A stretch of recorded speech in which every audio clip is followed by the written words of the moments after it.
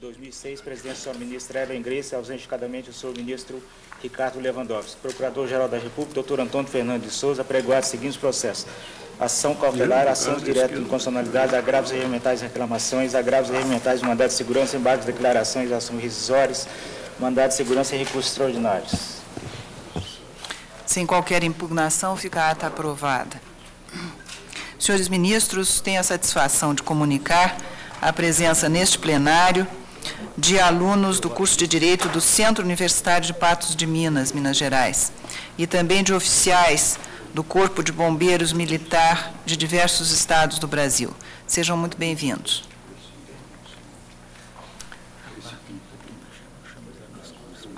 Chama os ares.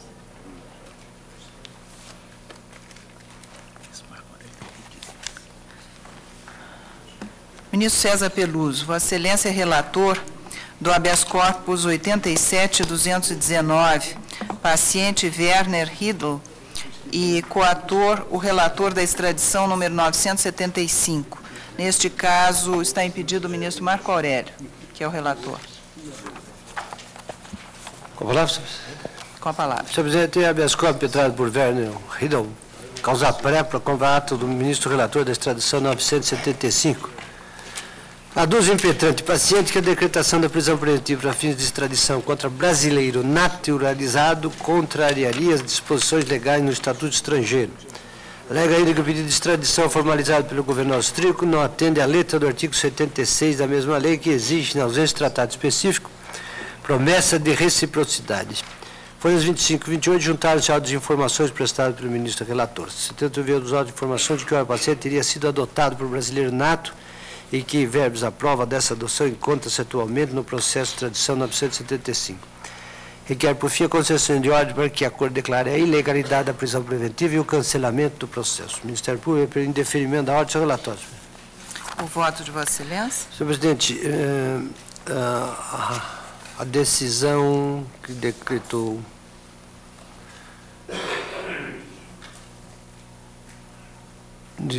decretou a prisão do paciente impetrante tem o seguinte teor: com aviso de folhas 2, o ministro de Estado da Justiça encaminha a esta Corte pedido do governo da Áustria alicerçado em promessa de reciprocidade visando a prisão do nacional austríaco Werner Riedl. Tem-se acostado a documentação exigida pela ordem jurídica, está entendido sob o ângulo da revelação do crime praticado, da ordem de prisão emanada da autoridade, os requisitos da lei 6815. Espécie de mandado de prisão a ser cumprido pela Polícia Federal. O extraditando requereu a revogação da prisão preventiva ou, alternativamente, que lhe fosse concedida a liberdade vigiada ou prisão judicial, o que foi indeferido pelo ministro Marco Aurélio numa decisão fundamentada que eu transcrevo. Observe que os delitos imputados ao paciente no mandado de captura internacional Guaisseis-Burgo, qualificada continuada, resistência contra a autoridade e crime contra a organização criminal teriam sido cometidos entre os anos de 92 e 95, e que a naturalização superveniente de Riedl foi concedida em 21 de agosto de 95. A Constituição Federal traçar os limites quanto à possibilidade de extradição de pessoa acusada dispõe taxativamente que nenhum brasileiro será extraditado, salvo naturalizado em caso de crime nenhum, praticado antes da naturalização ou de comprovado envolvimento ilícito de entorpecentes. Como já se advertiu com aquele de razão, essa autorização constitucional torna válida pelo princípio da recepção a ressalva do inciso 1 do artigo 77 da Lei 6815, que já permitia a extradição de brasileiro naturalizado quando a aquisição dessa nacionalidade se verificasse após o fato que motivasse o pedido. Alega o impetrante paciente ainda que o pedido de extradição formalizado pelo governo austríaco não atende à lei do artigo 76 do Estatuto, qual exige, na ausência de tratado específico, promessa de reciprocidade. Com a formalização, entretanto, da promessa de reciprocidade, que está a folha 9, devidamente instruída com os documentos mencionados no artigo 80 do Estatuto, dou por legitimado o processamento da extradição passiva. Por fim, suscito paciente fato novo, alegar que foi adotado por brasileiro nato em março do corrente ano, que teria força bastante para suspender o processo. A questão, todavia, não foi previamente submetida à apreciação do relator da extradição 975, que se revela apta a gerar, neste ponto, o não conhecimento do RIT. Aplico a súmula 692 e, pelo meu voto, não conheço do pedido no que tange a alegação do fato novo consistente na adoção do paciente por brasileiro nato e no restante indefiro a ordem. Eminente relator, indefere a ordem. Há divergência? Ele decaiu da condição de cidadão austríaco naturalizado? Ou Foi ele naturalizado após os crimes. Consta numa prova disso, nos autos. Não, dizendo que está nos autos da... Fundamenta que a questão não foi submetida pelo autor. não foi submetido? Essa questão não foi conhecida, mas sim, só para esclarecer Vossa Excelência. Acompanho, Vossa Excelência. Pelo visto, não cometi qualquer ato. Por acaso, Vossa Excelência não é o coautor. Sem divergência, indeferido o habeas corpus nos termos do voto do relator. Não conhecido, né? O relator indeferido. Não conheço em parte, e na parte conhecida, indefiro. Retificando, então, a proclamação, nos termos do voto do relator, o tribunal, à unanimidade, conheceu em parte do habeas corpus e na parte conhecida, indeferiu.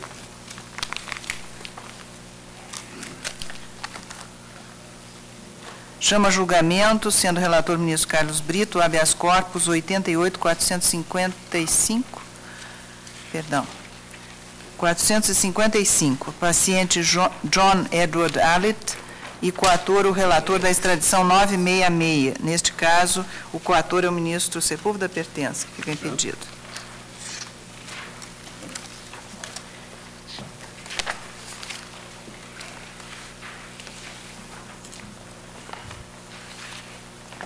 É o HC 88455. 455. Muito bem, senhora presidente.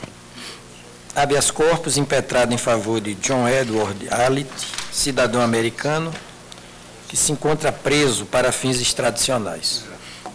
HC que se impetra sob a alegação de estar o paciente a sofrer constrangimento ilegal pelo fato de o eminente ministro relator da extradição 966 haver indeferido o pleito de revogação da prisão dele próprio, paciente. Pois bem, sustentam os impetrantes que, por força de um convênio temporário assinado entre o governo federal e o Estado do Rio de Janeiro, os indivíduos presos em função de feitos da competência da Justiça Federal, aspas, estão sendo colocados em celas de presídios do sistema penitenciário do Estado. Presídios nos quais a alimentação é muito ruim, as celas não dispõem de camas para todos os internos. Estou lendo a transcrição. São infectas, úmidas e, na maioria, estão infestadas por insetos e ratos. Fecho aspas.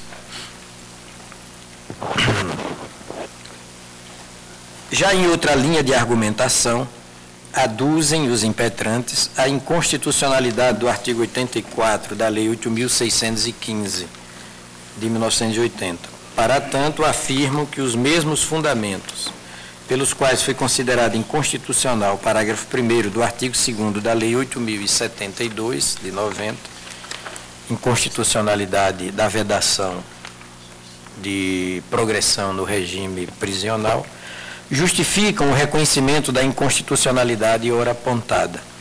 Diante disso, novas aspas, deixam de pugnar pela concessão de qualquer medida liminar para viabilizar o pronto julgamento desta ordem. Senhora Presidente, finalizo o relatório consignando que, prestadas as informações, foram os autos encaminhados ao Ministério Público Federal, cujo parecer foi pelo indeferimento da ordem. É o relatório. O voto de Vossa Excelência? O presente habeas impugna decisão proferida pelo ilustrado relator da PPE 481, hoje reautuada como extradição 966. Eis o teor do decisum questionado, aspas. Indefiro o pedido. A declaração incidental de inconstitucionalidade do parágrafo 1º do artigo 2º da Lei 8.072/90, HC 82959, pleno Marco Aurélio, fundou-se, sobretudo, conforme se extrai dos votos que compuseram a maioria, dentre eles o meu, na violação do princípio constitucional da individualização da pena, em termos que não se aplicam ao caso, no qual se trata de prisão processual, cuja efetivação e permanência condicionam o curso do processo de extradição. Fecho aspas. Bem vistas as coisas, não tenho como dar trânsito a esta ação constitucional. É que a prisão do cidadão estrangeiro constitui mesmo requisito de procedibilidade da ação extradicional, devendo perdurar até o julgamento, aspas, até o julgamento final do Supremo Tribunal Federal, não sendo admitidas a liberdade vigiada, a prisão domiciliar, nem a prisão albergue, fecho aspas. Dito de outro modo, senhora presidente, o pedido do impetrante esbarra em expressa vedação legal, que é o parágrafo único do artigo 84 da Lei 6.815 de 1980, também não encontrando amparo na jurisprudência desta nossa Corte de Justiça. E cito os HC 71, 172, relator ministro Celso de Mello, o 81, 640, relator ministro Ilmar Galvão e muitos outros. Nesse fluxo de ideias, também não é de ser acolhida a alegação de que o artigo 84 da Lei 6.815 padece da mesma inconstitucionalidade do parágrafo 2º da Lei 8.072/90. Isso porque a prisão para fins extradicionais, já mencionei, tem natureza cautelar e visa preservar o exercício da jurisdição penal. Em palavras outras, trata-se de custódia que tem como finalidade o acautelamento do processo e das funções da jurisdição penal, evitando-se a inutilidade da mobilização da justiça. Diferente é a prisão definitiva, decorrente de sentença transitada em julgado, a partir da qual se impõe o cumprimento da reprimenda, com a definição dos respectivos regimes prisionais e consequente observância do princípio da individualização da pena. Princípio que, de acordo com este Supremo Tribunal, era violado pelo parágrafo, se encontrava violado pelo parágrafo 1º do artigo 2º da Lei 8.079, visto que essa lei vedava a progressão de regime prisional pelo cometimento de crime hediondo, donde se concluir que não há relação entre a custódia imposta cautelarmente no feito extradicional e a prisão decorrente de sentença definitiva. Não há um vínculo funcional entre as duas situações. No mais, quanto à alegação de que as condições do presídio em que o paciente está recolhido são extremamente precárias, pontuo que, a par da indispensabilidade da prisão para fins extradicionais, é possível a transferência de presos no curso de processos da espécie, embora em condições excepcionais. Casos que, via de regra, são demonstrados pela própria instituição carcerária. No caso, além de não haver nenhuma comprovação nesse sentido, não há pedido de transferência feito ao próprio relator da extradição 966, pelo que me consta.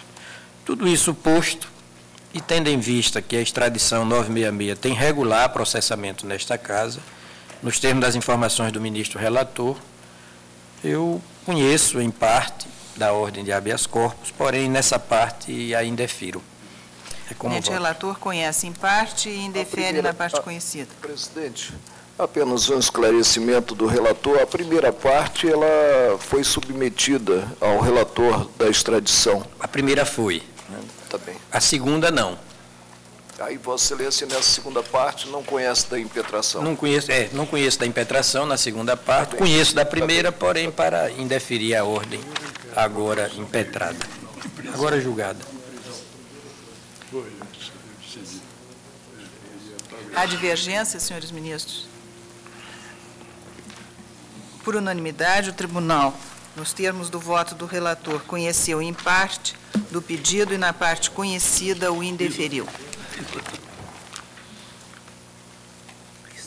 Ministro Sepúlveda pertence, habeas corpus 85.720, paciente Adjael Feitosa de Almeida, coator do Superior Tribunal de Justiça. Aqui há pedido de vista do ministro Gilmar Mendes. A última decisão foi a seguinte: após o voto do senhor ministro Sepúlveda pertence, que indeferia o habeas corpus, e do voto do senhor ministro Marco Aurélio, que, abrindo divergência, deferia o pedido, pediu vista o ministro Gilmar Mendes. Com a palavra. É aquele caso, presidente. Traço de habeas corpus impetrado pelo Ministério Público do Estado de Rondônia em favor de Adjael Feitosa de Almeida, contra acórdão proferido pela 5ª Turma do Superior Tribunal de Justiça, nos autos do HC 24738, relator Jorge Cartesini, cuja ementa possui o seguinte teor: Processo penal, organização judiciária, vara de auditoria militar, juiz de direito com atribuição específica, Estado de Rondônia, processamento de feitos criminais genéricos. Matéria já dirimida pelo STF, a DIN 1218. Não havendo no Estado de Rondônia uma justiça militar, mas um juiz de direito com atribuição específica, consistente no processo e julgamento dos crimes definidos em lei como militares, cometidos por policiais ou bombeiros militares, nada impede a ampliação pela Lei de Organização Judiciária desse plexo de desempenhos funcionais para que tenha inclusão nele da competência para o processamento de feitos criminais genéricos. O Ministério Público do Estado de Rondônia sustenta que a decisão proferida pela 5ª turma do STJ teria violado o artigo 125, parágrafo 4º da Constituição, que define as competências da Justiça Militar Estadual, na medida em que admitiu a competência do juiz auditor da Justiça Militar do Estado de Rondônia para processar e julgar a ação penal instaurada contra o paciente, que é civil e não militar, em razão da prática de crime comum.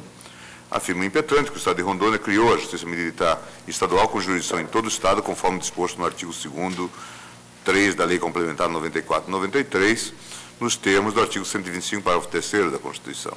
A Justiça Militar seria exercida em primeiro grau pelo juiz auditor e pelos conselhos de justiça e em segundo grau pelo Tribunal de Justiça do Estado de Rondônia, segundo o artigo 41 da Lei Complementar 94/93. Assim sustenta a inconstitucionalidade do artigo 94/9 da Lei Complementar número 94 de 93, com a redação dada pela Lei Complementar 245 do Estado de Rondônia, que prevê a competência da vara da auditoria militar para o cumprimento das cartas precatórias criminais e processamento de feitos criminais genéricos. Segundo o impetrante, se os crimes militares não podem ser julgados pela Justiça Comum, tampouco os crimes comuns praticados por civis podem ser processados e julgados pela Justiça Militar. O STJ teria se equivocado ao se basear no julgamento da DIN 1218, visto que a expressão e processamento dos feitos criminais genéricos não foi objeto daquela ação direta. Com isso, requer seja reconhecida a nulidade absoluta de todos os atos já praticados na referida ação. O Ministério Público Federal, em parecer da lavra do subprocurador Haroldo da Nóbrega, opinou pela concessão da ordem. Em seu voto, o ministro Sepúlveda Pertence afirmou que o acordo proferido pela 5ª turma do STJ está em consonância com a jurisprudência da 1ª turma deste tribunal, que entendeu ser constitucional a atribuição a juiz de direito da competência para processar e julgar feitos criminais genéricos na função excepcional de juiz auditor, conforme o previsto na Lei de Organização Judiciária do Estado de Rondônia. Citou vários precedentes. Considerou o relator que o titular da chamada vara da auditoria militar da comarca de Porto Velho é um juiz de direito do Estado. Assim, acumular-lhe ou não as funções de juiz da Justiça Comum com as de auditor da Justiça Militar é objeto de um juízo de conveniência que a Constituição deixou ao legislador local na Lei de Organização Judiciária. E por isso votou pelo indeferimento da ordem. O ministro Marco Aurélio apresentou voto divergente e eu pedi vista. Em primeiro lugar, observo que a inconstitucionalidade do artigo 94/9 da Lei de Organização Judiciária do Estado de Rondônia foi afastada por esta Corte no julgamento da DIN 1218, do qual relatou o ministro Maurício Correia, do qual transcrevo o trecho do voto. É da tradição do nosso direito que a competência em razão da matéria é definida pela Lei da Organização Judiciária. O parágrafo 3º do artigo 125 da Constituição não obriga, mas apenas faculta aos Estados a criação da Justiça Militar Estadual. Se o Estado não criar esta justiça especializada, os crimes militares serão julgados pela Justiça Estadual Comum, e, neste caso, a competência será dos titulares das comarcas da vara única, ou dos titulares das varas criminais, ou ainda do juiz de direito de vara especializada com competência privativa ou não. Se, ao contrário, o Estado cria a Justiça Militar e faz o provimento do cargo de auditor militar, com a realização de concurso, entendo que este auditor não poderá cumprir as precatórias da Justiça Penal Comum, que são privativas do juiz de direito. Nesta hipótese, não hesitaria em acompanhar as conclusões do parecer do José Afonso. No caso do Estado de Rondônia, ao que me parece, não ocorre nenhuma coisa nem outra. Foi criada a Justiça Militar Estadual, uma vara de auditoria militar, a ser provida por um juiz de direito que, durante o exercício do cargo, fica temporariamente com a denominação de auditor militar estadual, podendo voltar a exercer o cargo de juiz de direito. Ao que parece, mesmo ocupando a vara de auditoria militar, o seu titular não deixa de ser juiz de direito por não haver alteração da natureza do seu cargo. Sobre o acréscimo feito pela Lei Complementar Estadual 245 de 2001, ao mencionado artigo 94, inciso 9, o ministro Eros Grau, no julgamento do RHC 84944, 1ª turma, superou a questão, deixando assentada a seguinte conclusão. A Lei Complementar número 245 acrescentou ao inciso 9 do artigo 94 a expressão e processamento de feitos criminais genéricos.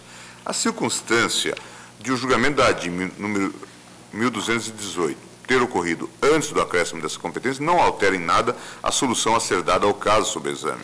Com efeito, diz Eros Grau, a razão para rejeitar a tese da inconstitucionalidade do dispositivo que atribuiu o cumprimento de cartas precatórias ao juiz auditor serve igualmente para negar a inconstitucionalidade da competência para processamento de feitos criminais genéricos por configurar ato de idêntica natureza, qual seja, de instrução criminal a ser procedida por juiz de direito investido excepcionalmente na jurisdição militar. Importa saber, na verdade, se essa investidura excepcional retira-lhe competência própria da jurisdição comum. Evidente que não, por quanto se trata de juiz de direito, não de juiz auditor. E aí, então, ele cita os precedentes da turma. Portanto, esta Corte já resolveu a controvérsia sobre a constitucionalidade do artigo 94.9 da Lei de Organização Judiciária de Rondônia, entendimento que vem sendo reiteradamente seguido em diversos julgados, como se pode constatar nos seguintes precedentes, eu cito.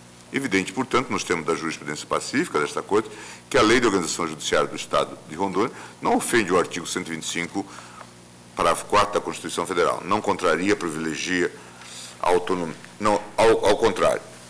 Ao invés de contrariá-la, privilegia a autonomia do Estado, dos Estados-membros, para organizar sua justiça em conformidade com os princípios constitucionais consoante o disposto no caput do mesmo artigo 125. A acumulação pelo juiz de direito estadual de funções de juiz de direito da Justiça Comum e de juiz auditor da Justiça Militar não causa, a meu ver, qualquer ofensa à delimitação constitucional de competência da Justiça Militar. A Constituição alberga hipótese semelhante. Além dos casos muito comuns de comarcas nas quais existe apenas uma vara para julgamento de feitos diversos, temos a experiência própria do exercício concomitante das funções de ministro deste tribunal e do Tribunal Superior Eleitoral, que está previsto expressamente nesta Constituição. Nesses casos, existe uma clara diferenciação entre o órgão e a pessoa que o ocupa. A definição constitucional das competências jurisdicionais se dá em relação ao órgão e não à pessoa. Não ao agente. Não ao agente. A Constituição delimita as competências da Justiça Comum e da Justiça Militar, mas em nenhum momento proíbe que o mesmo agente, no caso o juiz de direito, possa exercer ora as funções de auditor militar, ora as funções de juiz de direito da Justiça Comum Estadual.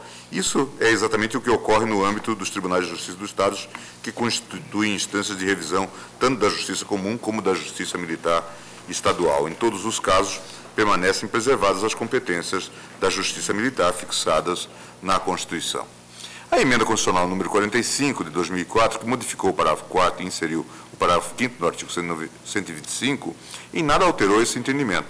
Apenas deu nova conformação às competências da Justiça Militar Estadual, que neste caso não estão sendo violadas, na medida em que o motivo da irresignação do impetrante está na possibilidade criada pelo Estado de Rondônia de que o juiz de direito as exerça concomitantemente.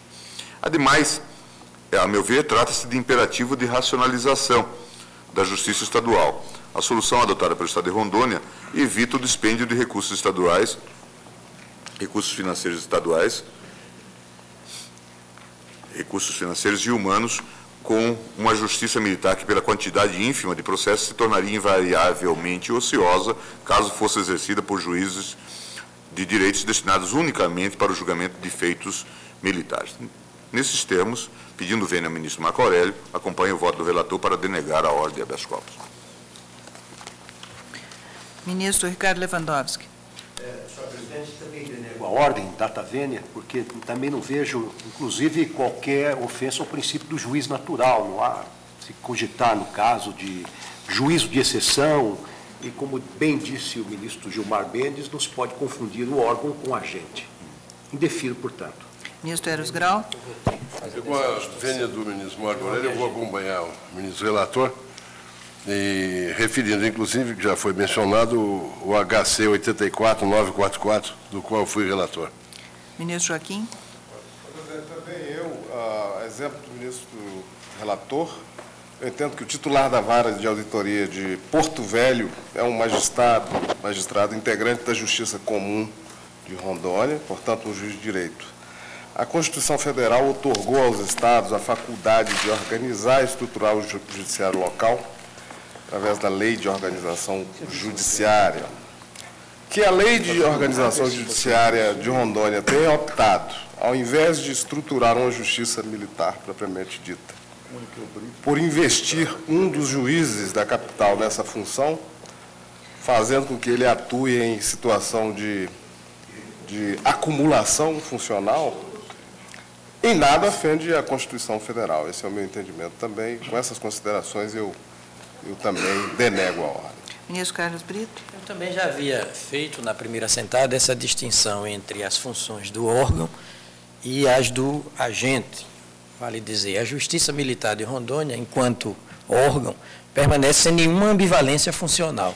Agora, o juiz, o agente, sim, é que conhece essa possibilidade de atuar enquanto juiz de direito e enquanto juiz auditor. Eu acompanho o relator, peço Ministro César Peluso. Talvez, senhor presidente, aqui em Rondônia não há um quadro um quadro isolado de juiz auditor. E eu me reporto às razões que nós já havíamos sustentado no RHC 85025, 84944, 86805 e 85720. Lá está vendo, eu acompanho. Proclamo o resultado. O tribunal, por maioria, indeferiu o pedido nos termos do voto do relator, vencido o ministro Marco Aurélio, que o deferia.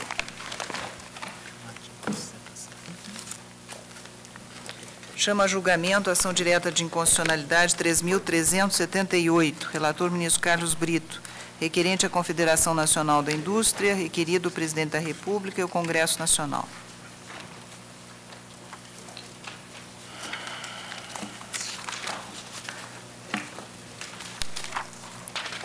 Senhora Presidente,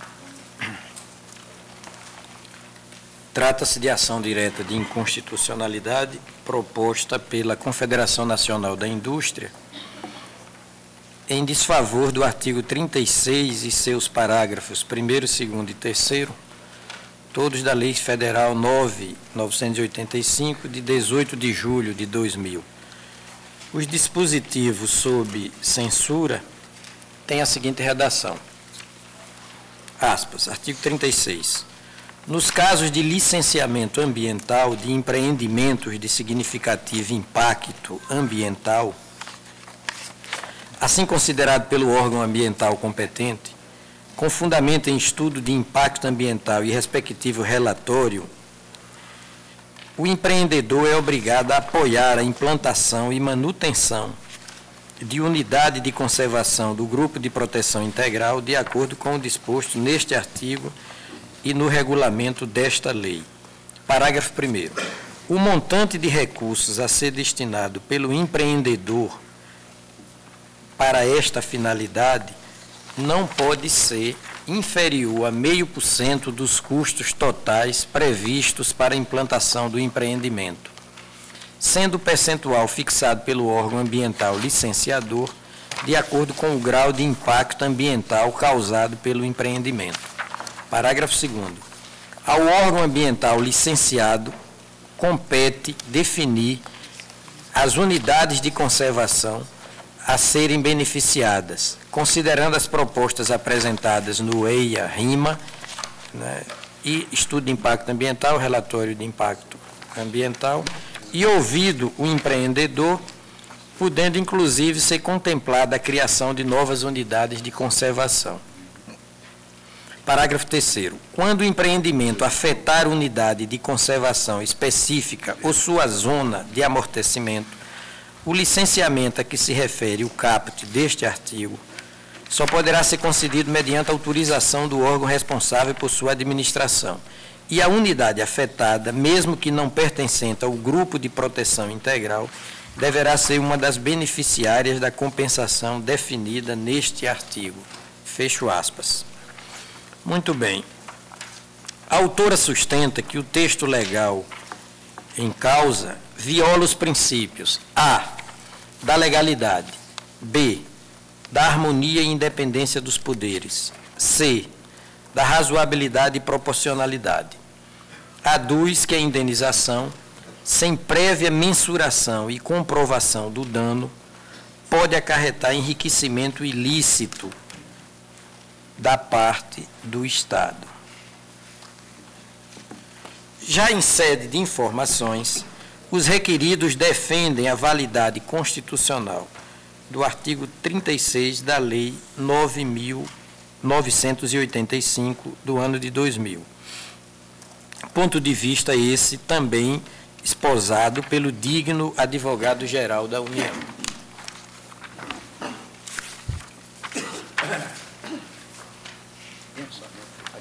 A seu turno, o douto Procurador-Geral da República opinou pela improcedência do pedido, conforme se infere do parecer de folha 195 e 199, que restou assim emendado, aspas, o texto do artigo 36 da Lei 9.985, de 2000, que determina a compensação pelo empreendedor,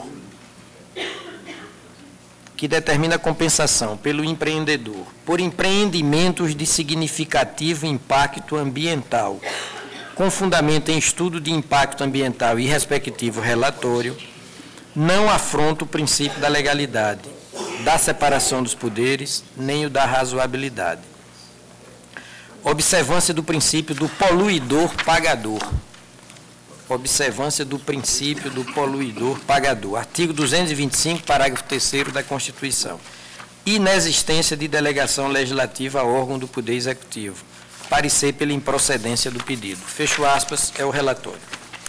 Falará pela requerente a Confederação Nacional da Indústria, a doutora Maria Luísa Werneck dos Santos, com a palavra.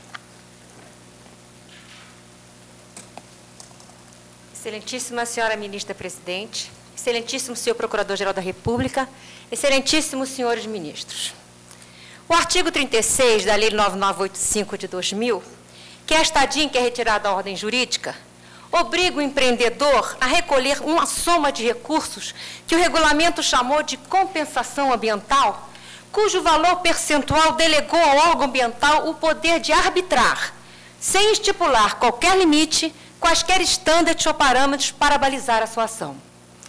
O parágrafo 1º desse artigo 36 diz ainda que esse percentual será fixado pelo órgão ambiental, notem bem, de acordo com o grau de impacto ambiental causado pelo empreendimento.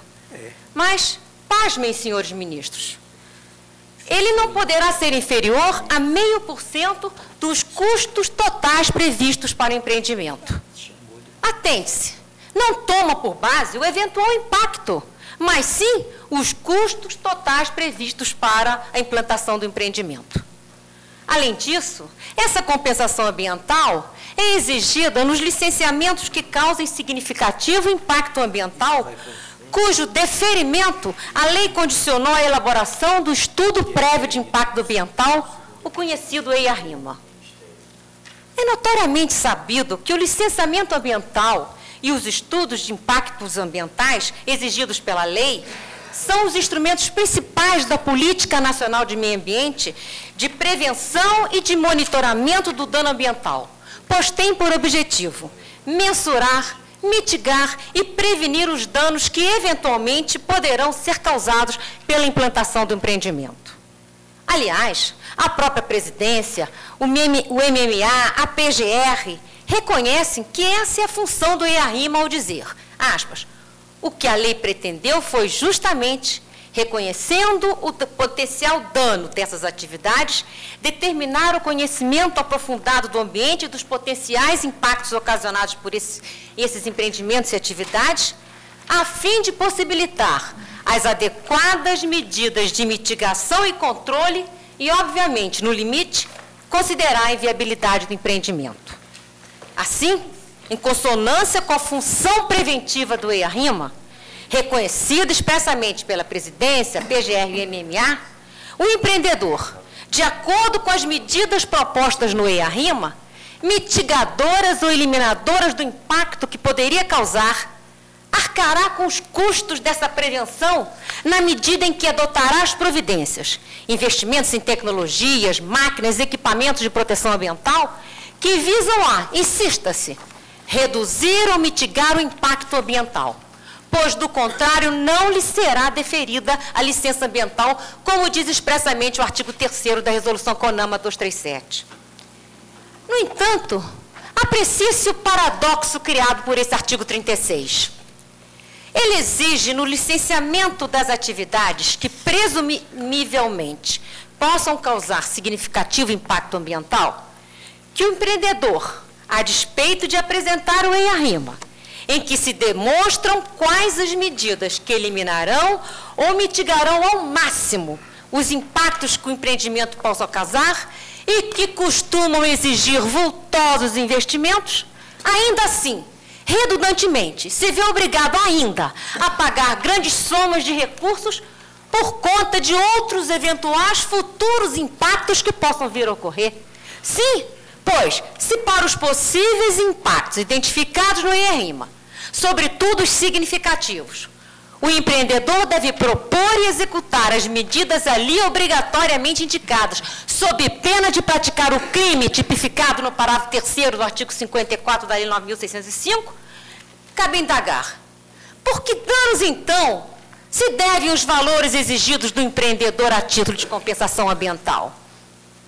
Ora, tudo isso nos leva a concluir que o dano que se quer compensar é um dano futuro, imaginário, fictício, já que, repita-se, com relação aos possíveis impactos identificados no EIA-RIMA, o empreendedor deve propor e executar as medidas preventivas, mitigadoras indicadas, que são a condição para obter e renovar a licença ambiental.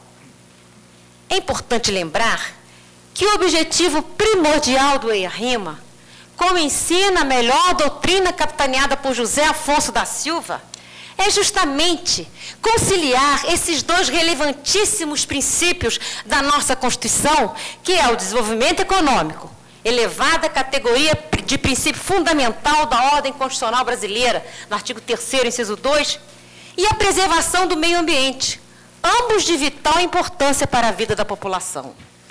Portanto, os impactos que não puderam ser totalmente eliminados são meros impactos residuais, ou seja, sem significação relevante e ou que estão dentro dos limites permitidos pela legislação ambiental, que concretizam a ponderação desses dois princípios constitucionais, desenvolvimento econômico e preservação do meio ambiente.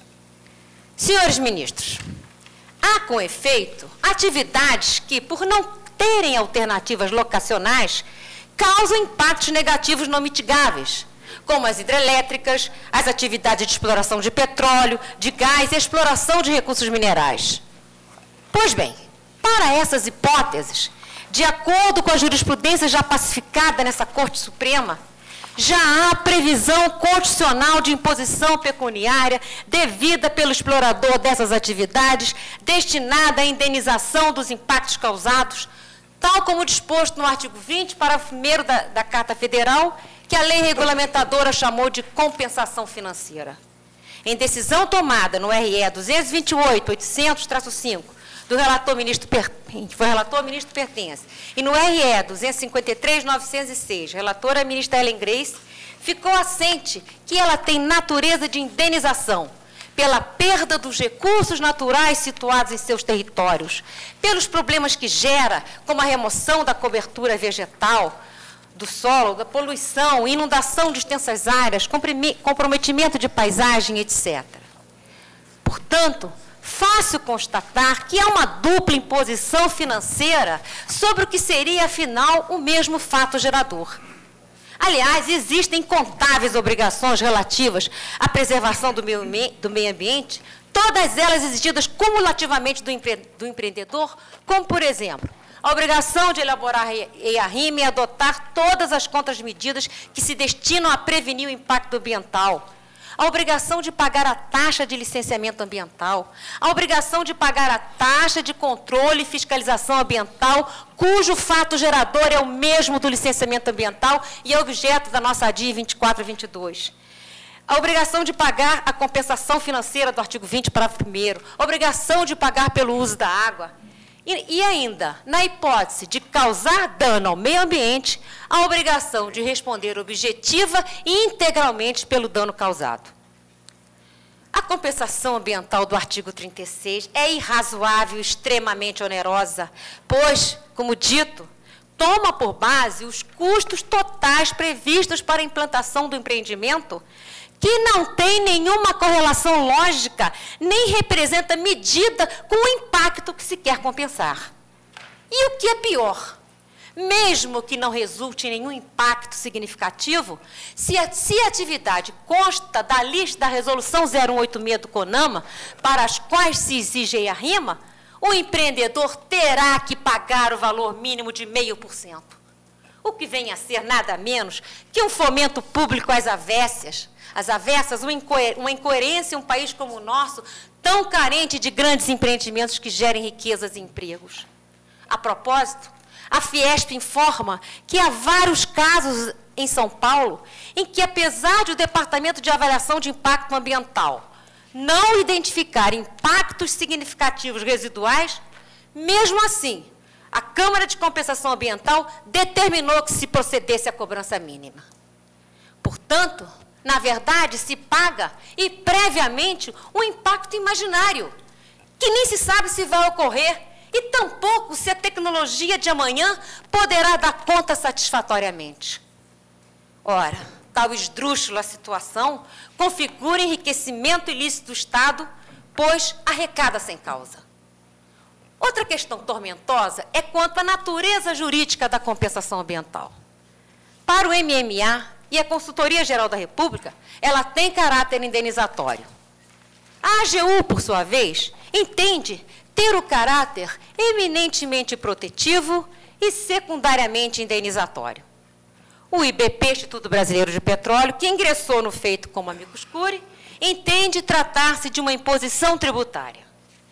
Já a Procuradoria-Geral da República, endossando o pronunciamento do Senado Federal, declara que, ao invés de indenização, cujo conceito prevê uma relação de causalidade que importa a caracterização do dano, afirma ser um financiamento da implantação e manutenção das unidades de conservação. Aliás, é notoriamente sabido que o dever de indenizar pressupõe a prévia ocorrência de dano e na medida do dano causado. E fica a pergunta: como medir o valor da indenização de um dano que ainda não ocorreu? Está evidente que falta suporte fático e jurídico para respaldar constitucionalmente a cobrança da compensação ambiental, pois não há na Constituição qualquer norma que autorize essa imposição. Todas essas razões demonstram haver um abuso e um excesso do legislador que ofendem o princípio da razoabilidade e da proporcionalidade. E mais, senhores ministros, como se tudo isso não bastasse para declarar a sua inconstitucionalidade, há ainda um argumento definitivo que vem pôr a pá de cal no artigo 36, que é a grave e nítida ofensa ao princípio da legalidade e da harmonia e independência dos poderes, independente da sua natureza jurídica. É incontestável que no sistema brasileiro, qualquer restrição à propriedade ou à liberdade do cidadão há que decorrer da própria Constituição ou de leis editadas com fundamento nela, da qual constem todos os elementos que a caracterizam. Não se podem impor aos particulares quaisquer obrigações sem prévia autorização legal e, a forciori, as imposições pecuniárias, que exigem, ademais, prévia definição da tipicidade constitucional e a observância do devido processo. Nas palavras do ministro Gilmar Mendes, o direito de propriedade, como direito fundamental, está dotado de âmbito de proteção estritamente normativo, que, por isso, carece de concretização legislativa específica. Além disso, na lição sempre lembrada de Eli Lopes Meireles, na administração pública só é permitido fazer o que a lei autoriza. Não há liberdade nem vontade pessoal. E, afinal, ao delegar ao órgão ambiental o poder de fixar o percentual a ser cobrado do empreendedor, a seu inteiro arbítrio, sem estabelecer qualquer parâmetro limite, o artigo 36 ofende o princípio da harmonia dos poderes, já que a regra constitucional, como sabemos, é da indelegabilidade das funções. Portanto, por todas as inconstitucionalidades apontadas, a compensação ambiental revela, mais uma vez, a face fiscalista perversa do Estado, que, além de aplicar mal a imensa maioria dos recursos que retira da sociedade, pois sequer lhe devolve o mínimo em educação e saúde, pois despe-se do seu papel de propulsor do desenvolvimento econômico ao impor uma obrigação que, além de nitidamente inconstitucional, afasta e inviabiliza inexoravelmente o investidor no país, que não tem mais como planejar seus investimentos, pois a lei não impôs limite para a compensação ambiental.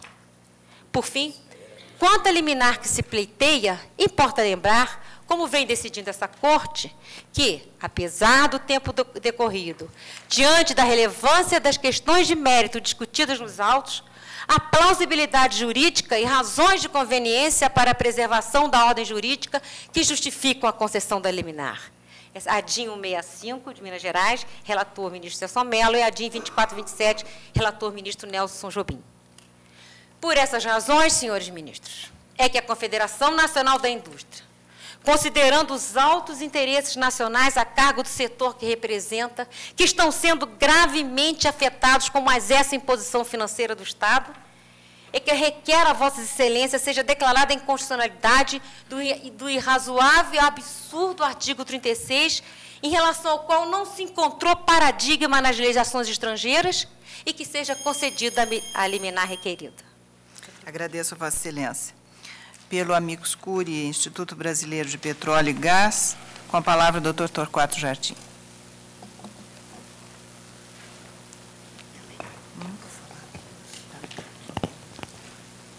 Excelentíssima Senhora Presidente, Excelentíssimos Senhores Ministros, Excelentíssimo Senhor Procurador-Geral da República, o Instituto Brasileiro de Petróleo e Gás, na qualidade de Amicus Curiae, pede vênia para a seguinte argumentação.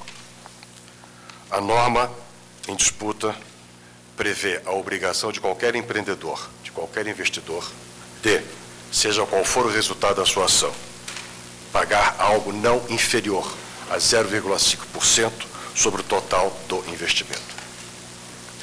A norma peca por falta de razoabilidade e proporcionalidade. Qual o valor, afinal, a ser pago? Quem pode começar investimento sem saber o seu custo final? É 0,5 mínimo. Não há teto previsto na lei. O teto fica à inteira discricionariedade do Poder Executivo. Ainda que conhecido o grau de impacto, qual o percentual? Ainda aí impreciso o custo total do investimento. Há, portanto, uma quebra da segurança jurídica. Não se sabe, ao firmar o contrato, qual o valor do contrato. Não se sabe, ao assumir a obrigação, qual o ônus total e final da obrigação. A norma estabelece somente um percentual mínimo a ser cobrado a título de compensação ambiental. Fica ao exclusivo, inteiro arbítrio do administrador estabelecer efetivamente este índice. Posto que o percentual a ser cobrado do empreendedor tem como base de cálculo os custos totais previstos para a implantação do empreendimento, é correto afirmar que tal dispositivo fere o princípio da razoabilidade e fere o princípio da proporcionalidade, já que penaliza justamente o empreendedor que mais investe em tecnologia e equipamentos de proteção ambiental. A curiosa presunção da lei é que o empreendedor não tomará medidas de contenção da poluição, porque seja qual for a medida que tomar, seja qual for o volume de investimento que fizer no seu projeto para este efeito, ainda assim terá que pagar um mínimo de 0,5% sobre o custo final do investimento.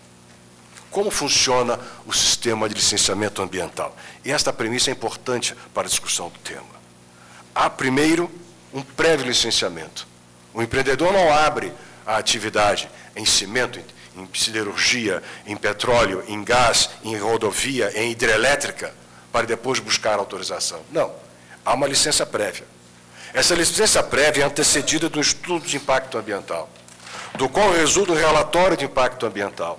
E só após conhecido esses dois documentos é que o empreendedor oferece o seu programa básico ambiental, que é aplicar ao seu projeto as recomendações e as determinações do órgão licenciador ambiental com base no chamado EIA e no RIMA. Portanto, o controle de qualidade do meio ambiente já está aí nesse próprio processo administrativo que antecede a autorização final para o trabalho. E insisto, a norma peca por essa presunção de que nenhum empreendimento já estará trará consigo o próprio controle do meio ambiente. Em siderurgia, onde trabalhei muitos anos, o padrão japonês mínimo onera o investimento em mais 10%, o padrão alemão em mais 25%. Mas isso está embutido no trabalho inicial, no investimento inicial, porque previamente estabelecido o índice de controle ambiental. Inegável que alguns dos impactos negativos não são mitigáveis. A lei, portanto, procura abranger esse leque de atividades, mas aqueles que não têm mitigáveis as suas consequências. Esta é a razão da lei. Compelir o empreendedor a apoiar a implantação e a manutenção de unidade de conservação do grupo de proteção integral. Mas, então, qual é a natureza jurídica dessa compensação ambiental prevista na lei? A Advocacia Geral da União adota o conceito prévio de poluidor-pagador, mas não se conhece a extensão da poluição. A compensação ambiental, diz a AGU, tem caráter de proteção do meio ambiente, objetivando evitar a ocorrência de danos materiais. Evidencia-se, conclui ela, que o preceito impugnado insere-se nos contornos do princípio do regulador, poluidor, pagador, notadamente seu aspecto preventivo. E se reporta ao artigo 225, parágrafo 3º da Constituição. Essa disposição constitucional, que a lei pretende em parte regulamentar, trata, sim, dos sujeitos infratores a compensar, na proporção da infração, o dano causado ao meio ambiente. Mas é preciso que haja dano. O pressuposto constitucional da cláusula constitucional, o pressuposto fático da cláusula constitucional, artigo 225, parágrafo 3º, é que haja dano. Se não houver dano, não há infrator. Não se pode presumir infrator o empresário que pesquise, lavre ou extrai recursos minerais, ou que construa, reforme, amplie, instale ou faça funcionar em empreendimento, estabelecimentos, obras ou serviços potencialmente poluidores, mediante a devida licença, autorização prévia do órgão competente. Insista-se nessa perspectiva. Há um processo administrativo prévio para a autorização do investimento. Portanto, seja à luz da Constituição, seja sob a lei infraconstitucional, a compensação ambiental prévia à ocorrência eventual de algum e qualquer dano futuro. Há uma presunção de culpabilidade do comportamento do empresário. Não há que se falar em reparação. O pressuposto fático da reparação é que haja dano. Aqui não. Está presumindo dano. O próprio Congresso Nacional, ao prestar suas informações, nega o caráter de compensação de dano, em trecho acolhido pelo parecer da Procuradoria-Geral da República. O que temos na lei, diz a Procuradoria, acolhendo a manifestação do Congresso Nacional, é o financiamento da implantação e manutenção de unidades de conservação ambiental. A compensação ambiental é, portanto, uma imposição de uma obrigação a título de recuperação de um dano ainda não ocorrido, que poderá não ocorrer, ou se ocorrer numa escala que ainda não se conhece, porque há controle prévio do processo administrativo. Não há que discutir que seja a taxa, o artigo 145, inciso 2, não permite o conceito. Certamente não é preço público, porque tal cobrança não remunera a exploração de um bem público, mas sim os impactos ao meio ambiente em razão da implantação de empreendimentos. O common law sugere aqui a inconstitucionalidade, traduz a expressão ao pé da letra, do sobrefôlego. Embora a hipótese de incidência pareça clara, o valor 0,5 mínimo sobre um custo de investimento, aparentemente conhecidas as duas hipóteses, o índice de incidência mínimo sobre a base de cálculo, o custo do empreendimento, o sobrefôlego do common law sugere que a aplicação da norma aparentemente constitucional, formalmente constitucional, a sua aplicação leva necessariamente a um desconhecimento do âmbito da sua eficácia. E no desconhecimento do âmbito da sua eficácia enseja uma discricionariedade além e fora do devido processo legal. Porque de que mecanismo disporá o empresário cobrado em 1.2, 2.5, 3.7 ou 11.4? Se a lei confere ao administrador uma discricionariedade incontrastável a partir de 0,5. É que no direito americano, em particular, Lawrence Tribe tem trabalhos clássicos sobre isso, chama-se de sobrefôlego da norma, editada pelo órgão competente, para a forma competente, para o interesse social, nada disso é negado. Uma base de cálculo conhecida, porém, o efeito na aplicação, na gerência da lei, está fora da razoabilidade. Pressupõe a norma danosa à atuação empresarial previamente autorizada. Pressupõe incompetente, a norma pressupõe incompetente, o próprio órgão ambiental licenciador, o qual autorizaria a ação empresarial intrinsecamente danosa. Afronta, sem dúvida, a razoabilidade, afronta a segurança jurídica, afronta a proporcionalidade, obriga o empresário ao investimento em montante desconhecido, o que notoriamente não é o quadro legal de estabilidade que estimule investimento. O contrato deve ser certo. A prosseguir no exame, cabe perguntar, então, qual é o caráter tributário dessa compensação ambiental. Já se viu que não é taxa? Já se viu que não é preço público? A ser uma CID, a ser uma contribuição de intervenção no domínio econômico, a se admitir, atendidos os pressupostos formais do artigo 149, essa denominada compensação ambiental, todavia, não está vinculada à reparação de eventual dano ambiental presumido, mas sim ao montante despendido pelo empreendedor na instalação do negócio. Parece-me central este argumento. Ainda que se queira salvar esta figura, compensação ambiental, considerando-a uma CID, ainda aí haveria uma inconstitucionalidade, porque ela não está vinculada à reparação de dano eventual ambiental presumido, avaliável. Não, está vinculado ao montante despendido pelo empreendedor na instalação do negócio. Ou seja, a proporcionalidade da agressão ao meio ambiente não está na razão da agressão em si mesma, mas na proporcionalidade do montante investido no negócio, no empreendimento. Não há relação de proporcionalidade ao dano. A relação de proporcionalidade é em relação ao investimento feito.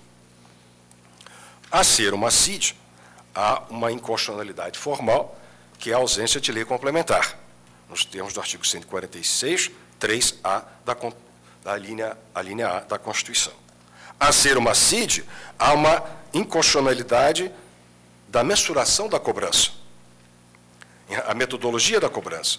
Apesar de tal cobrança objetivar a compensação dos danos causados ao meio ambiente pela implantação de empreendimentos de significativo impacto ambiental, insisto, o legislador utilizou-se, contudo, do valor dos custos de implantação do empreendimento como base de cálculo da compensação contribuição ambiental.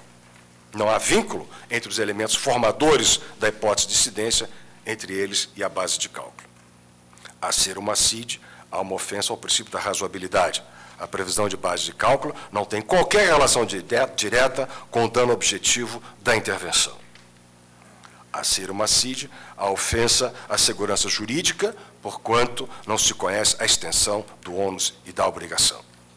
Em conclusão, Egrégia Corte, não compadece esta cláusula com o ideal de segurança jurídica, submetendo os investidores, os empreendedores, à superveniência de solavancos abruptos de natureza financeira causado pela cobrança de percentual de compensação ambiental, impossíveis de serem previstos pelos associados do Amicus Curiae Instituto Brasileiro de Petróleo e Gás. Por essas razões, e secundando as razões aqui expostas pela ilustre advogada Maria Lúcia Werneck, pede também o Instituto Brasileiro do Petróleo e Gás seja acolhido o pedido desta ação direta.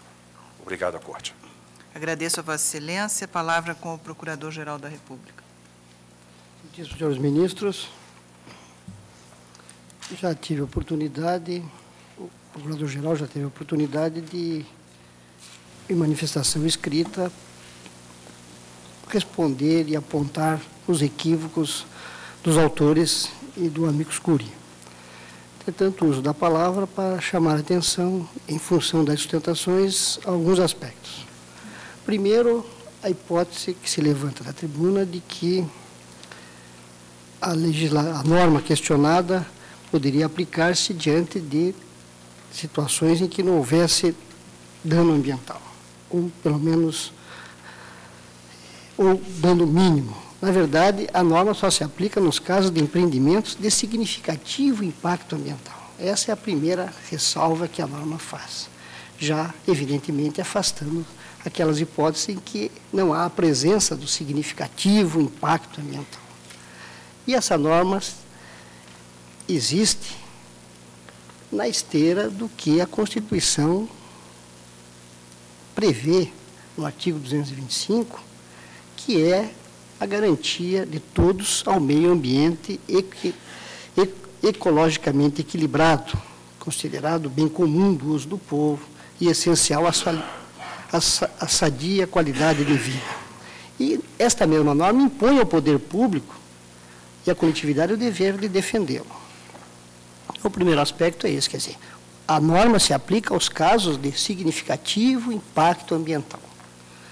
E nós temos que ter presente também que o impacto ambiental, e as notícias do mundo mostram que, por mais científicas que sejam as avaliações, os impactos normalmente transcendem aquelas mais pessimistas previsões. Na verdade, o que se deve proteger não é somente o dano causado iminente. Este dano deve ser indenizado efetivamente.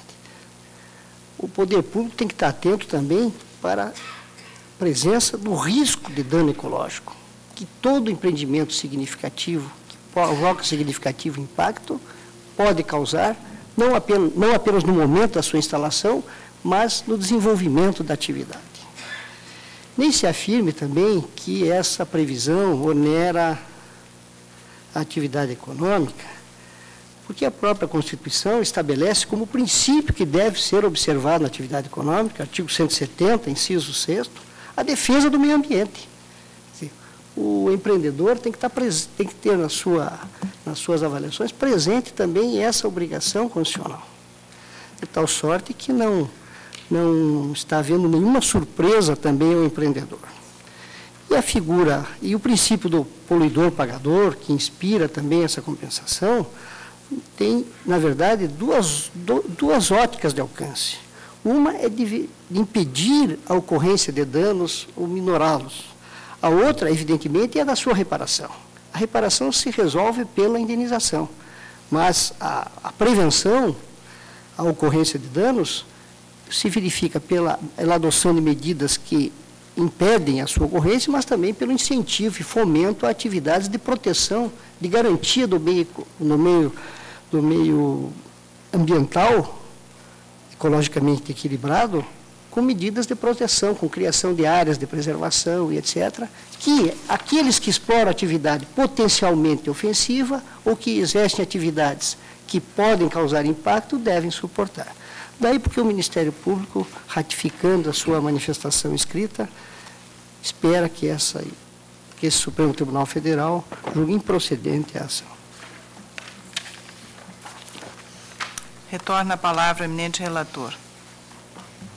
Senhora Presidente, de pronto reconheço a legitimidade processual ativa da Confederação Nacional da Indústria, a teor da regra habilitadora do inciso 9º do artigo 103 da Constituição de 1988.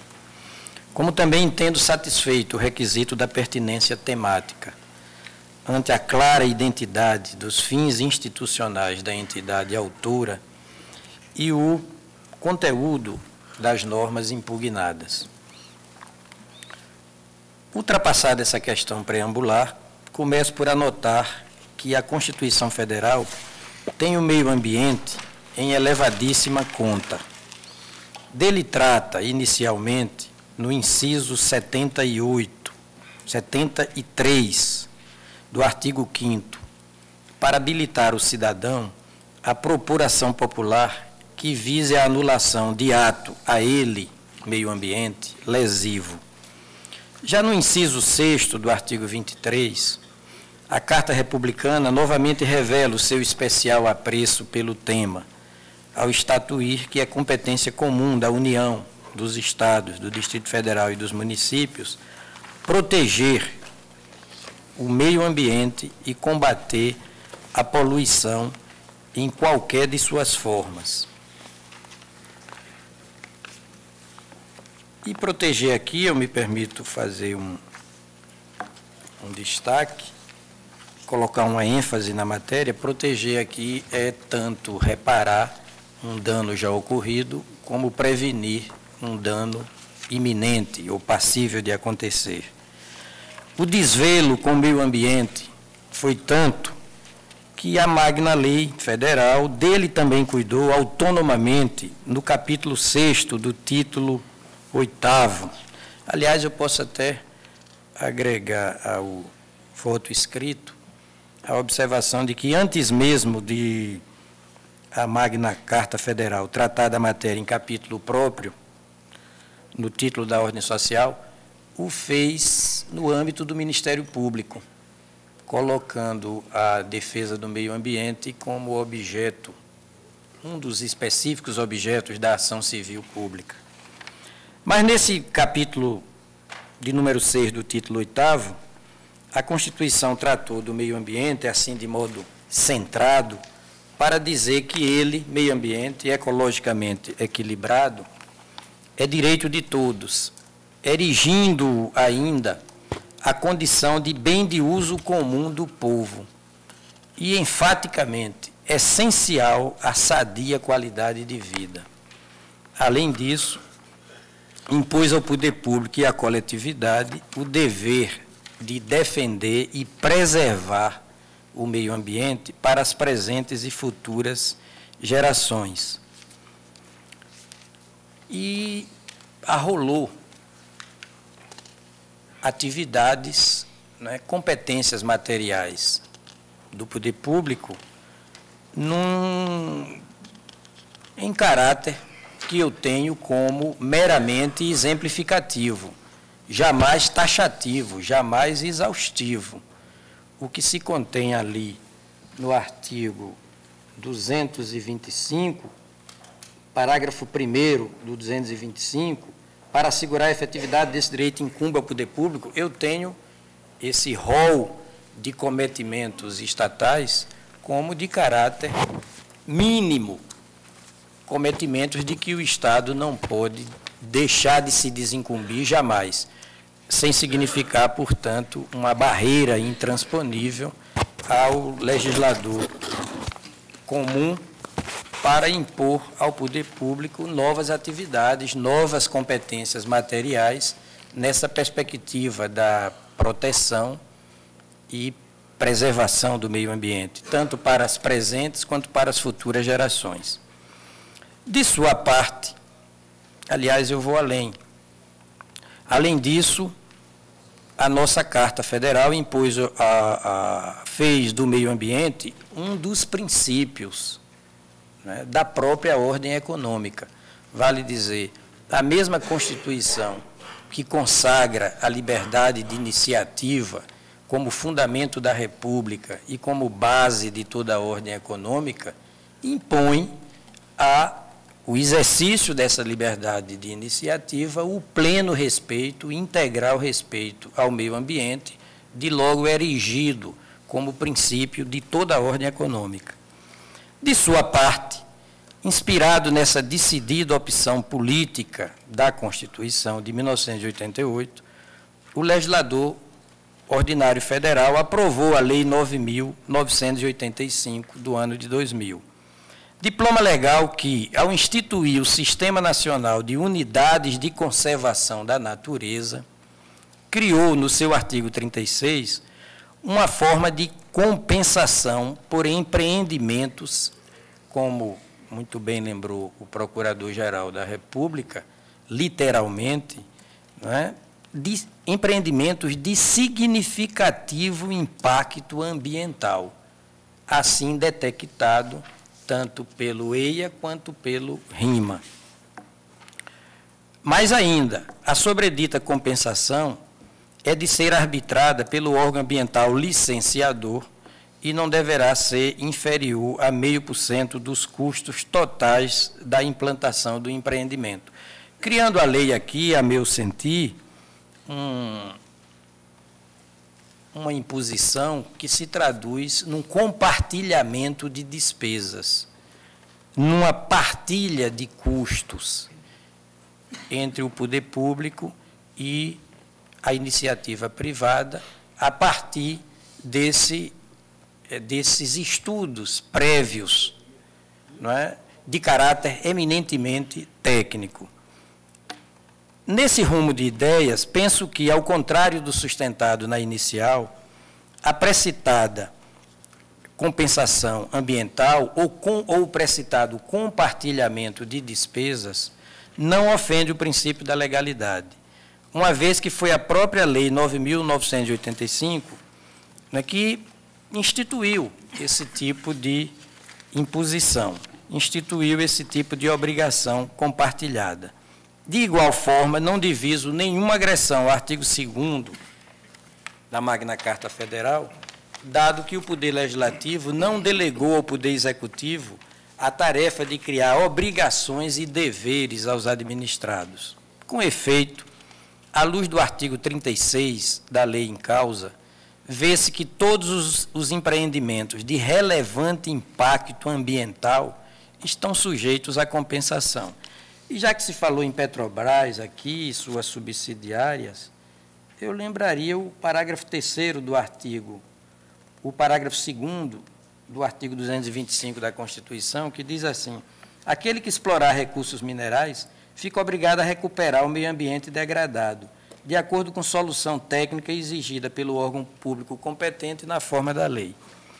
Noutros termos, o órgão licenciador não poderá arbitrariamente definir o valor da compensação, o valor do compartilhamento, uma vez que atua sob o manto da legalidade, impessoalidade, moralidade, publicidade e eficiência. Artigo 37. Deve, isto sim, fixar o quantum em estrita conformidade com os dados técnicos do EIA e do RIMA, cabendo ao Poder Judiciário coibir, no caso concreto, eventuais excessos do administrador público quando da fixação do valor da compensação, a ser feito em cima de laudos, de relatórios, de estudos de caráter eminentemente técnico. Não foi por outra razão que a lei em causa fixou o valor mínimo da compensação ambiental em 0,5% dos custos totais previstos para a implantação do empreendimento. É que não poderia mesmo o legislador ordinário antever o grau do impacto ambiental causado pela implantação desse ou daquele empreendimento físico. Não poderia prever o montante das despesas preventivas assumidas pelo poder público para se contrapor, né, à lesividade, à potencialidade lesiva do empreendimento projetado. Tudo isso de conformidade com o inciso 4º do artigo 225 da Constituição Federal de 1988, que fez da elaboração de prévio estudo de impacto ambiental uma verdadeira condição, uma intransigente condição de validade de toda e qualquer obra ou atividade potencialmente causadora de significativa degradação ao meio ambiente. Eu volto a citar os termos da lei no seu artigo capitular, no seu artigo central, que diz isso: nos casos de licenciamento ambiental de empreendimentos de significativo impacto ambiental, assim considerado pelo órgão ambiental competente, com fundamento em estudo de impacto ambiental e respectivo relatório, o empreendedor é obrigado a quê? A apoiar a implantação e manutenção de uma unidade de conservação do grupo de proteção integral, de acordo com o disposto neste artigo e no regulamento desta lei. Sob este visual das coisas, entendo que o artigo 36 da lei densifica o que se convencionou chamar de princípio usuário pagador. Este a significar um mecanismo de assunção, de compartilhamento de responsabilidade, que é uma responsabilidade eminentemente social, pelos custos ambientais associados à atividade econômica. A esse respeito, transcrevo lição de Paulo Afonso Leme Machado, em Direito Ambiental Brasileiro, editora Malheiros, 12ª edição. O princípio do usuário pagador não é uma punição, pois mesmo não existindo qualquer ilicitude no comportamento do pagador, ele pode ser implementado. Assim, para tornar obrigatório o pagamento pelo uso do recurso ou pela sua poluição, não há necessidade de ser provado que o usuário e o poluidor estão cometendo faltas ou infrações. Até porque também, muito bem disse o Procurador-Geral da República, o que a lei está, o campo de atuação da lei, campo específico de atuação da lei é da prevenção. É o da prevenção. Instituindo um grupo de proteção do meio ambiente que vai atuar em função desse determinado projeto, desse determinado empreendimento, já técnica e previamente avaliado como causador de significativo dano ao meio ambiente. Nessa ampla moldura, senhora presidente, conclui-se que o fato de, aqui e ali, não ocorrer efetivo dano ambiental não significa isenção do empreendedor em arcar com os custos de medidas preventivas. As medidas preventivas exatamente para que o dano efetivo não ocorra, num caráter até de irreparabilidade. Isto porque uma das vertentes do princípio usuário-pagador é a que impõe ao empreendedor o de assumir as medidas de prevenção de impactos ambientais negativos que possam decorrer da implementação da sua empírica empreitada, em parceria financeira com o poder público, num regime de típico compartilhamento de despesas para evitar exatamente a perpetração de um dano tão significativo quanto irreparável. Já me encaminhando para o fecho do voto, tenho por descabida a invocação de desrespeito às coordenadas da razoabilidade. Primeiro, porque a compensação ambiental se revela como instrumento adequado ao fim visado pela Magna Carta, qual seja, a preservação do meio ambiente para as presentes e futuras gerações.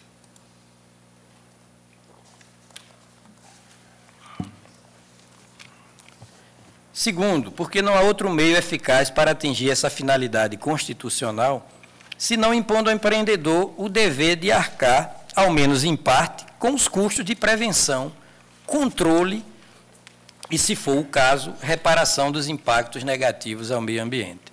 Terceiro, porque o encargo financeiro imposto, a compensação ambiental ou o compartilhamento de despesas, é amplamente compensado pelos benefícios que sempre resultam de um meio ambiente ecologicamente garantido em sua rigidez.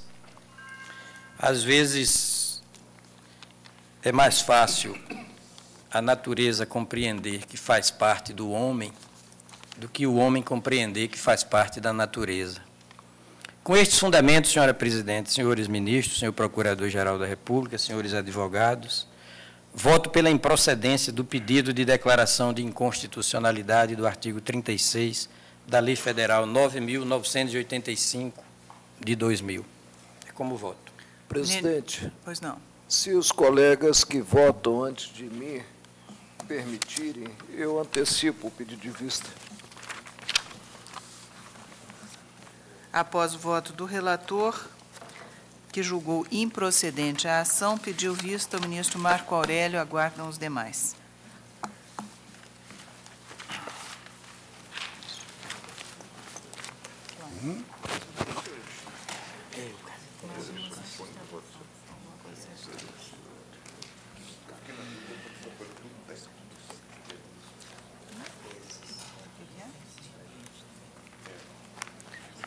Ministro César Peluso, Vossa Excelência está com vista no recurso extraordinário 194.704, de que é relator o ministro Carlos Veloso. Recorrente é São Bernardo Ônibus Limitada e recorrido o secretário municipal do Meio Ambiente de Belo Horizonte. A última decisão foi a seguinte: após os votos dos senhores ministros Carlos Veloso, relator, e Carlos Brito, que conheciam e negavam provimento ao recurso, pediu vista dos autos do senhor ministro César Peluso. Estou com a palavra, senhor? Com a palavra.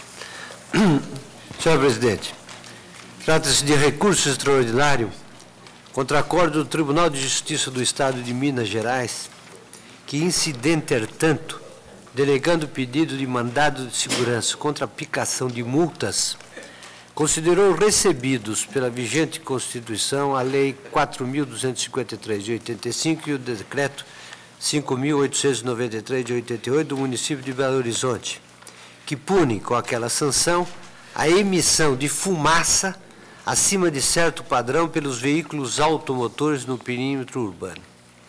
Da decisão impugnada consta: os atos praticados pelos agentes municipais, isto é, fiscalizar e multar os veículos dos apelantes por poluição como no presente caso, tem amparo legal, porquanto o município tem competência para legislar e administrar questão referente ao meio ambiente que é de interesse local, com base no artigo 23, sexto, combinado com 31 e 225, todos da Constituição Federal. Quanto à alegação das apelantes de que já existe lei federal a respeito, porquanto a CNT tem punição para fumaça expelidas pelos veículos, temos que, neste caso, a punição é apenas na medida em que prejudica o trânsito, enquanto a lei municipal ambiental aplicada às apelantes protege a saúde dos munícipes, sendo assim totalmente diversas as punições, razão pela qual não tem procedência a arguição das recorrentes de que a punição é um bis in idem. Muitas vezes um ato sofre mais de uma sanção quando existe uma prevista pela lei penal e outra pela civil, pois cada uma resguarda um interesse. O relator eminente, ministro Carlos Veloso, conheceu do recurso, mas lhe negou o provimento, por entender verbos que interesse local, que de interesse local, a disciplina da poluição do meio ambiente por veículos que trafegam no perímetro urbano expelindo fumaça e gás tóxico. Disse Sua Excelência.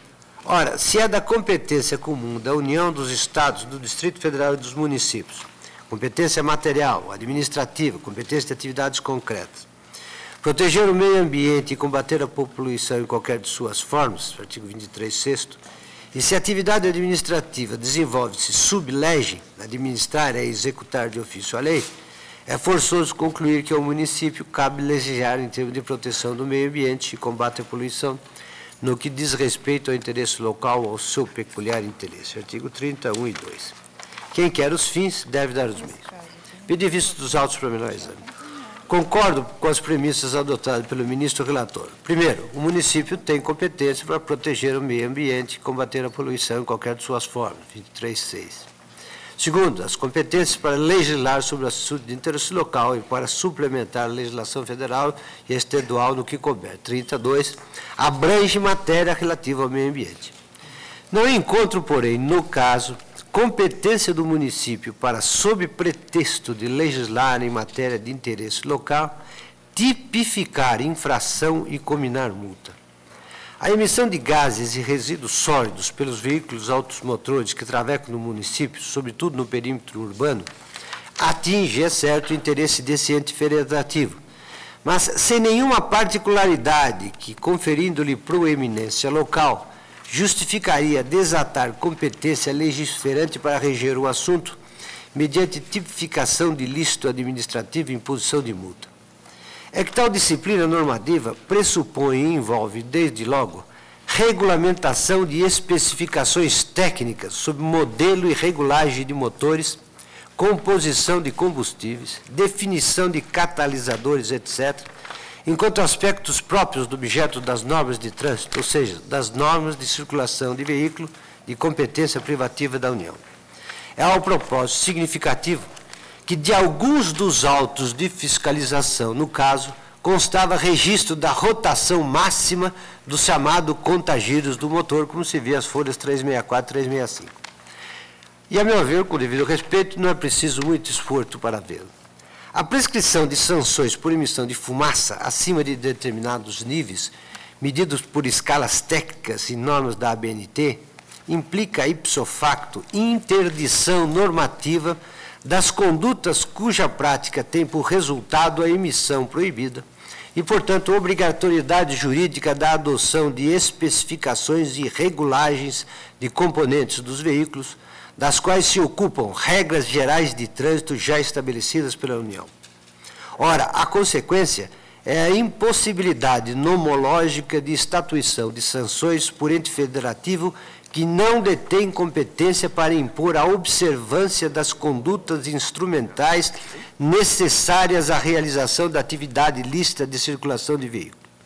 Se o município não pode, e não há dúvida a respeito, legislar sobre especificação técnica dos motores, dos combustíveis e dos emissores de gases em relação aos veículos, não pode, mediante lei, combinar sanção por emissão desconforme, resultante da inobservância da legislação federal sobre a matéria, porque, ao fazê-lo, legislaria sobre aquelas mesmas especificações técnicas, alheias à sua competência em assunto local. Não custa, aliás, advertir que, à época, o controle da emissão de fumaça de motores movidos a óleo diesel, à luz da escala de Ringelmann, era já disciplinado pela Resolução 510/77 do CNT, da Folhas 465, e a Portaria 100/80 do Ministério do Interior, Folhas 466. Não se discute, como já reconheci e adiantei, que aos municípios sobra manifesto interesse no controle da emissão de gases e resíduos pelos veículos automotores, bem como competência para proteger o meio ambiente. Mas esta proteção e aquele controle só podem dar-se mediante aplicação da legislação federal sobre a matéria, notadamente o Código Nacional de Trânsito, que, à época da edição da lei e do decreto questionados, estatuía penalidade do grupo 3 e retenção do veículo para o caso de transitar verbos produzindo fumaça, artigo 181.30, letra A do decreto 62.127 de janeiro de 82. A legislação municipal estaria, contra todos os princípios, autorizando punição dúplice pelo mesmo fato, sob o mesmo ponto de vista normativo.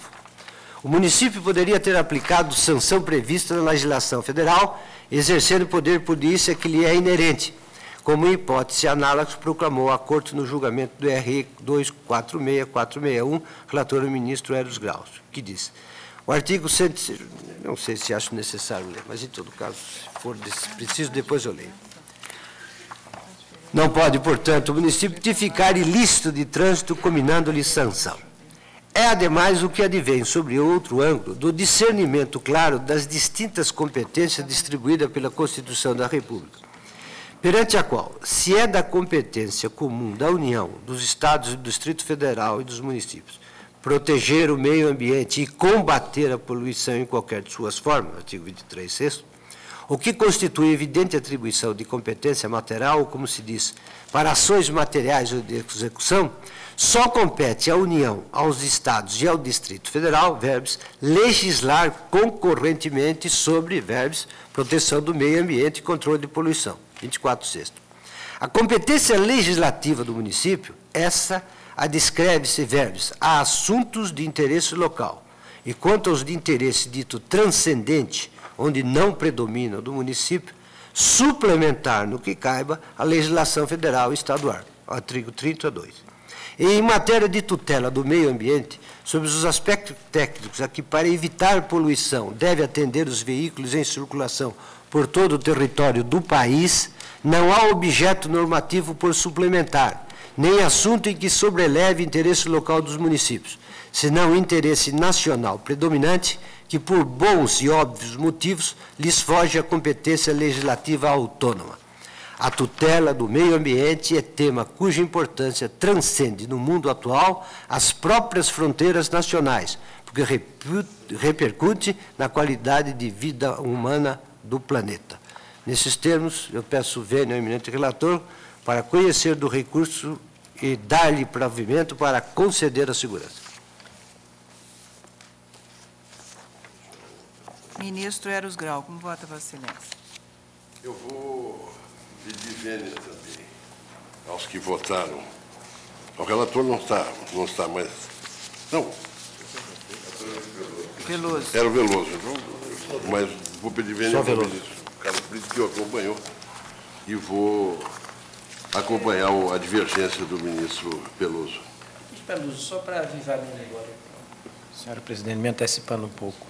Qual foi a conclusão do voto do relator exatamente? Que o município carecia de... Poderia tipificar a infração e aplicar multa. Certo. Eu vou pedir vênia ao ministro César Peluso, vou manter o meu voto com o relator. Não tem peculiaridade nenhuma. Qual seria a peculiaridade, né, a conduzir na tipificação e aplicação de multa, né? E esse é um daqueles casos delicados que preocupa em termos de distribuição de competência federativa, porque nós acabamos gerando um tipo de incongruência, né? Na medida em que o carro, ao sair de um município passa para o outro, pode tornar-se o que já sugere a necessidade de uma regulação homogênea. Essa competência não? Administrativa. Não pode ser. De aplicação também. Essa objeção foi levantada pelo ministro Jobim na primeira sentada. Aquela suplementação. Que é um critério, né? Que é um critério para aferir tanto a competência estadual ou federal, né? Quando, na verdade, se gera esse tipo de incompossibilidade ou de incongruência. Isso já estava regulamentado com o meu voto? Pelo código. Não apenas pelo código, mas pela portaria, por 2 portarias. E aí pode âmbito federal. E pode ser grupo 30 e que aplicava a multa. E pode ser fiscalizado, de maneira comum, né? Exatamente. Ministro Joaquim Barbosa, com voto a Vossa Excelência. Peço vice, senhora presidente.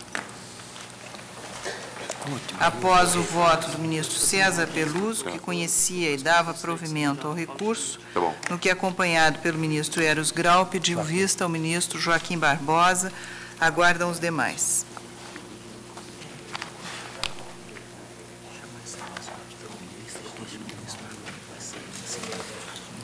Ministro Marco Aurélio, só mais um. Habeas corpus 85.099, de relatoria de Vossa Excelência, está com vista ao ministro Eros Grau. Senhora presidente, Roberto Sérgio Gadelha Albano impetrou habeas corpus pugnando pela suspensão do processo penal, a que responde no estado do Ceará, aspas, a fim de que o paciente possa exercer plenamente seu direito ao contraditório e à ampla defesa, antes de ser oferecido o libelo e ou ser levado a julgamento perante o Tribunal Popular. No mérito, requer a concessão da ordem para, aspas, anular em totum a decisão que não conheceu o agravo de instrumento manejado contra a decisão do Tribunal de Justiça do Ceará, que denegou seguimento ao recurso extraordinário, a fim de que seja reconhecido o recurso em testilha. Fecho aspas. O impetrante visa, em síntese, anular a decisão da lavra do ministro Joaquim Barbosa, que negou seguimento ao agravo de instrumento número 458072, declarando intempestivo face à certidão de folhas. O ministro Marco Aurélio deferiu o pleito cautelar para suspender o processo número tal. Na sessão plenária do dia 10 de novembro de 2005, o relator acolheu a alegação de que o termo inicial da interposição do agravo de instrumento é, na verdade, o dia 8 de maio de 2003, data da efetiva circulação do Diário de Justiça, conforme atesta a certidão de folhas, e não o dia 7 de maio de 2003, certidão de folhas do agravo, porquanto esta é a data da publicação e não da circulação do Diário da Justiça. A ordem foi concedida para, aspas, né, para afastar do cenário jurídico a decisão prolatada no agravo de instrumento, número tal, a folha tal, e determinar que outra seja proferida, ultrapassada a questão relativa à tempestividade do agravo. O Pleno debateu a respeito da adequação do habeas corpus para destrancar o recurso não admitido. Eu pedi vista dos autos. E vou concluir. A Corte tem precedentes no sentido do não cabimento de habeas corpus quando a coação é atribuída a uma das suas turmas, HCs número tais e quais. Ponto. Essa não é a hipótese dos autos. O impetrante impugna acto monocrático que negou seguimento ao agravo, sobre o tema precedente do plenário, firmado no HC 69138, relator Moreira, assim emendado. Embora não caiba habeas corpus quando a autoridade tida como coator é uma de suas turmas, é ele cabível quando se tem como autoridade coatora o relator, que, representando a turma ou o plenário do Supremo, nega seguimento ao agravo de instrumento contra o despacho do presidente do tribunal local, que não admitiu o recurso extraordinário. Fecho aspas. A coisa julgada não é empecilho à utilização do habeas corpus. No caso, o impetrante deixou de interpor recurso cabível, o agravo regimental, sobrevindo o trânsito em julgado. Nesse contexto, e na linha do precedente acima de mencionado, há de ser reconhecida a situação excepcional a ponto de justificar o conhecimento da impetração. Sem entrar na análise dos demais requisitos de admissibilidade do recurso extraordinário, observo que o agravo de instrumento foi instruído com 2 certidões que atestam a circulação do Diário de Justiça no dia 8 de maio, o que torna o recurso tempestivo. O prejuízo ao paciente, a caracterizar a situação excepcional e o consequente conhecimento desta impetração, emerge da impossibilidade de ver analisadas em recurso extraordinário as teses de ofensa ao contraditório, a presunção de inocência e a ausência de fundamentação das decisões judiciais. Constituição, artigo 5º, inciso 55, 57 e 93, inciso 9. É fora de dúvida que a preclusão desses temas repercutirá no direito do paciente. Assim, reiterando a excepcionalidade da medida, acompanho o relator, concedendo o habeas corpus e o deferimento para afastar a intempestividade do agravo de instrumento número tal, sem prejuízo de que seu relator negue seguimento ao recurso por ausência de algum outro requisito de admissibilidade. Eu estou acompanhando o ministro Marco Aurélio. Ministro Ricardo Lewandowski. No mesmo sentido. Ministro Carlos Brito. Ministro César Peluso. Ministro Gilmar. Ministro Sepúlveda pertence. Também, senhor presidente, acompanhei o ministro Moreira Alves no LSC 69-138, que é hipótese de todo similar. O tribunal, à unanimidade, nos termos do voto do relator, deferiu a ordem de habeas corpus.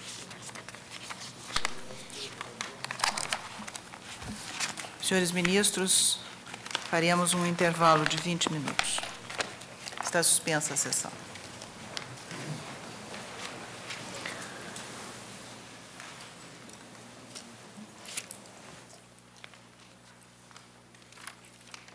Muito bem.